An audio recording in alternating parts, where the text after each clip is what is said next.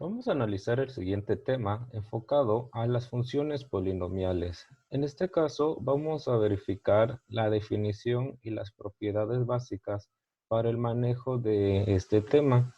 Un dato muy importante es que vamos a utilizar esta fórmula que se plasma a continuación mediante varios polinomios. No te espantes, no, la verdad es muy fácil de manejar esta fórmula, solamente es cuestión de identificar el entendimiento. Entonces, antes de empezar a trabajar este tema, vamos a analizar la definición y nos dice que una función polinomial se define por medio de un polinomio, que como sabemos es una expresión de suma o resta de términos algebraicos no semejantes entre sí. En este caso, como podemos analizar o como podemos recordar, los polinomios terminan siendo términos diferentes, términos que no concuerdan con con cada uno de los factores. Entonces, para dejar fácil esto o para entender bien cómo se utiliza esta fórmula o para qué sirve, vamos a realizar el siguiente ejemplo. Vamos a plasmar la misma fórmula que tenemos aquí y vamos a definir la primera parte. Como podemos ver, tenemos a sub n. En este caso, a sub n vamos a llamar que es el coeficiente principal.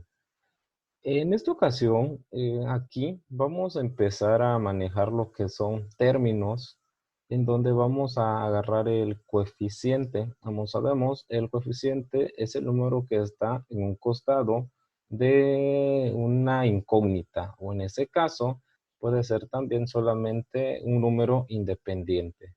Entonces, en este caso, también le podemos llamar término principal. Quiere decir que aquí vamos a iniciar a analizar los términos de mis polinomios para poder obtener los siguientes apartados.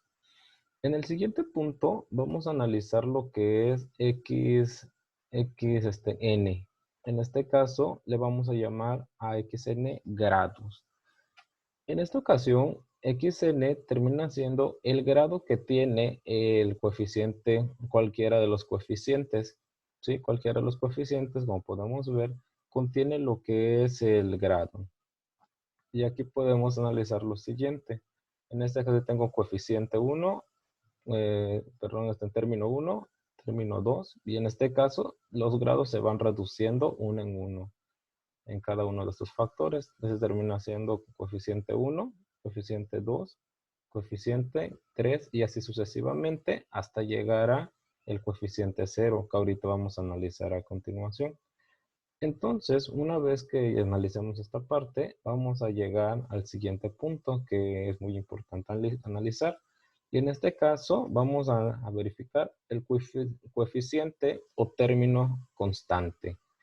¿Qué quiere decir este apartado del coeficiente o término constante? Como podemos recordar, los coeficientes son los números que están en un costado de una incógnita o cualquier número independiente. En esta ocasión, el último apartado siempre va a ser un número independiente. Una diferencia entre el coeficiente principal y el coeficiente de término es que el principal tiene grados y en este caso tiene un grado mayor, ¿sí? Y se va reduciendo hasta llegar a un grado menor que termina siendo 0, ¿sí? Y en este caso a sub 0 significa que es un número independiente. Entonces, una vez que analicemos esto, vamos a empezar a realizar la práctica con varios polinomios. Si en dado caso no lo entendiste bien, no te preocupes. En el siguiente apartado ya se va a aclarar más este factor. Entonces, pasamos al siguiente punto. Tenemos lo que es la función f de x igual a 2x al cubo menos 7x al cuadrado más 5x menos 8. Podemos analizar la siguiente función que tenemos aquí. Y en este caso, en esta función, tenemos lo que es este apartado 2x al cubo. Y como podemos ver, 2x al cubo termina siendo mi término principal. porque con esto estoy empezando a trabajar.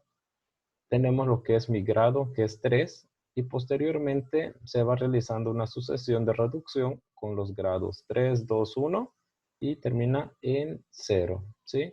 Puede variar de varios factores. A lo mejor aquí, en vez que sea 3, a 2x al cubo, puede ser 2x a la 5. Y se va reduciendo 1, se va restando 1 a cada apartado. Un ejemplo, si este sería 2x menos 5, ahora 2x a la 5, ahora se va a hacer 2x a la 5, 7x a la 4 y 5x a la 3. Se va reduciendo 1 al final. El último factor, que es el coeficiente independiente o el término independiente, ya termina siendo el apartado a sub 0, ¿sí? Este ya termina siendo a sub 0. Cada uno de esos términos se va denominando dependiendo de cuánto haya. En este caso hay 3 y ahí realizamos 3, 2, 1, 0. A1, A2, perdón, A3, A2, A1 y A0, ¿sí? Que ahorita lo vamos a ver a continuación. Entonces realizamos la siguiente tabla y nos dice grado del polinomio que define a la función. En este caso vamos a agarrar el grado principal que define a la función. Este va a ser la principal, la que la define, porque tiene un grado mayor. Y en este caso, el grado del polinomio vamos a agregar que es 3, por este grado que tenemos aquí. Es el grado mayor que aparece en la función. Posteriormente, realizamos el coeficiente. Vamos a ver cuáles son los coeficientes en este caso. Acuérdate que los coeficientes son los números que están en un costado de las incógnitas y números independientes. Entonces vamos a relacionar que aquí tenemos 2, menos 7, 5 y menos 8. Estos tres puntos que acaba de mencionar terminan siendo los coeficientes. Y lo vamos a ordenar como les mencioné anteriormente, en este caso vamos a ver que tenemos tres coeficientes, perdón, tres coeficientes. Y en dado caso, vamos a empezar, como son tres, empezamos de 3 hasta llegar a 0. En este caso va a ser A3, A2, A1 y A0. Y va a quedar de la siguiente manera, donde tenemos A3 igual a 2, A2 igual a menos 7, A1 igual a 5 y A0 igual a menos 8. En este caso no va a cambiar el factor, queda de la misma manera. Posteriormente identificamos el coeficiente principal. Sí, ok. ¿Cuál sería el coeficiente principal en este caso? El valor que está enfrente o el primer valor que nos da a conocer. Acuérdense que los coeficientes son los números. Y el coeficiente principal termina siendo 2. Es nuestro número de partida. Y agregamos que el coeficiente principal es igual a 2o a sub 3. ¿Sí? Que termina siendo esto. A sub 3. Acuérdense, A sub 3, A sub 2, A sub 1, ¿sí? Entonces, esto es A sub 3 igual a 2, el coeficiente. Seguimos con el siguiente apartado, coeficiente constante, o en este caso, con coeficiente de término. ¿Cómo vamos a ubicar ese coeficiente constante de término? Sabiendo que la constante termina siendo el número independiente. En toda función que vamos a ver a continuación como parte de los polinomios, vamos a tener también un número independiente. Y en este caso tenemos menos 8. Entonces, mi coeficiente constante vamos a definir que es A0 igual a menos 8. ¿Sí? A0 igual a menos 8.